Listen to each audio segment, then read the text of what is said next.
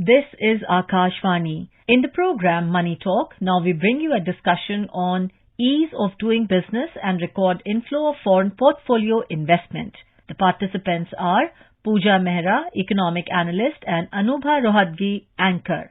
The Indian economy is continuing to flourish amidst geopolitical tensions and global economy going through a tough time. A record inflow of foreign portfolio investment FPI in the month of May is one indication of this. Among the many factors which are contributing to India's onward stride towards prosperity is its improved ease of doing business. To discuss these issues in detail, Ms. Mehera, welcome to the program. Thank you for having me on your show. Ms. Mehera, India has remained one of the most attractive destinations for foreign portfolio investors with 60,000 crore rupees total inflows so far in the current fiscal. In fact, according to the National Securities Depository Limited NSDL data, FPI reached nearly 44,000 crore in May 2023, which is the highest in the last 9 months. What, according to you, are the reasons for this bullish trend of the FPIs? Since this new financial year began in April this year, FPIs have been bringing in a lot of money after the last 2 financial years when they were not bringing in as much money. So they brought in money in April, there were net purchases also in May, and in June, in fact, they've already, in the first 5 days, brought in more than 7,000 crore rupees. And just 9 weeks of this year, they've already brought in more than $5 billion.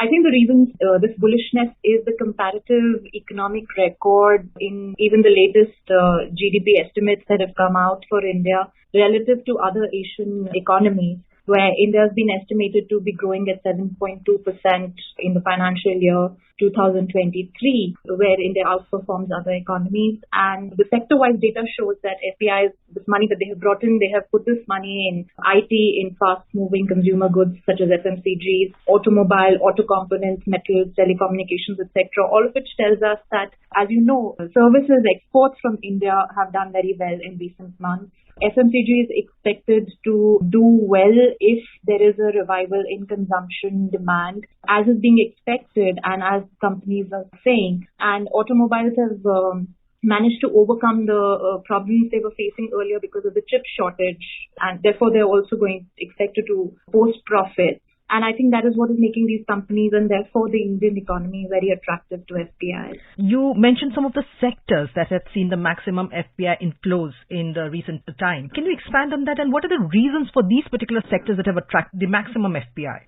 What is happening is that, if inflation rates fall, we have seen in the last 2-3 months, inflation has fallen more than what was being projected by the Reserve Bank of India after a year last year of high inflation. Companies are going to be able to pass on the benefits of lower input costs to consumers, and that is expected to help consumers buy more. Therefore, that will increase demand. This is also helped by the fact that global commodity prices are down, so therefore input costs are going to come down, and it is expected that companies will pass on those benefits in retail prices, and therefore they're expecting demand perhaps to increase, and that should result in higher volumes. If the rural demand improves, if what I'm saying plays through, and if rural demand improves, then FMCG sector companies tend to do well there. Automobiles, like I said, automobiles were not having a good time because there was this global chip shortage, and that problem seems to have been resolved. The pent-up demand from the COVID years is likely to translate into higher sales for these companies, and that makes these sectors attractive.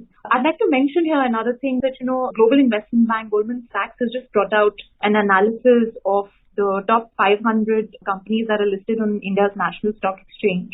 And according to this analysis by Goldman Sachs, more than half of these 500 companies have in the last 10 years delivered capital gains of more than 1,000%, which means investors who had bought shares of these companies have received excellent returns, and that makes the Indian stock market returns stand out.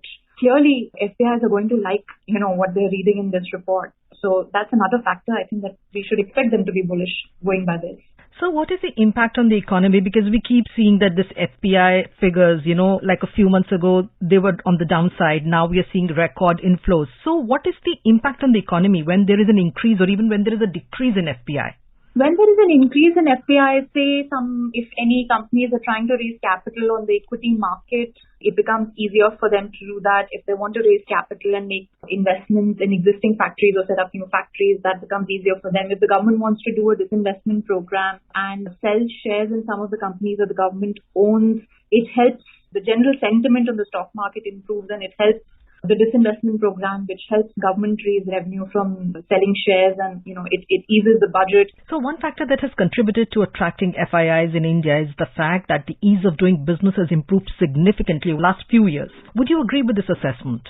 I think one of the main things that has helped business is the whole big drive India has made on digitalization and electronic payments, where people are able to make small transactions or large transactions in a matter of seconds through fairly safe electronic modes of payment, be it people who are selling products, be it money transfers, fund transfers. So all of that is good. Paying taxes online has become very easy. Filing returns online has become fairly easy. Tax refunds, which has implications for especially the small companies, their working capital requirements. Tax refunds now getting processed a lot quicker than they were earlier. I think many of the glitches in the GST when it was first introduced, those are slowly getting ironed out. So that is work in progress. That is improving. One of the more important things I think that was done was when the corporate tax rate was reduced.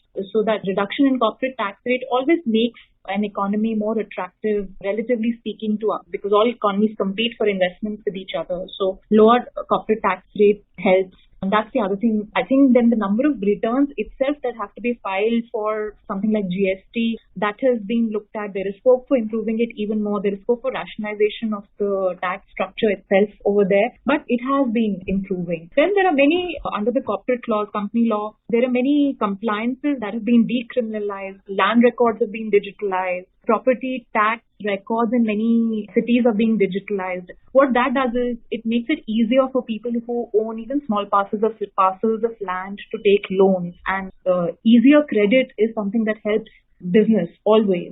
Many people will say lots more could have been done. I agree with that, but we can't lose sight of the fact that many things have been done, and I guess cumulatively it is beginning to add to this positive sentiment, which is bringing the foreign investors into the stock markets in a big way right now. Of course, you've explained in great detail the effects of digitization and the tax reforms that have had, that have helped in attracting foreign investment. Can you think of other measures and reforms that the government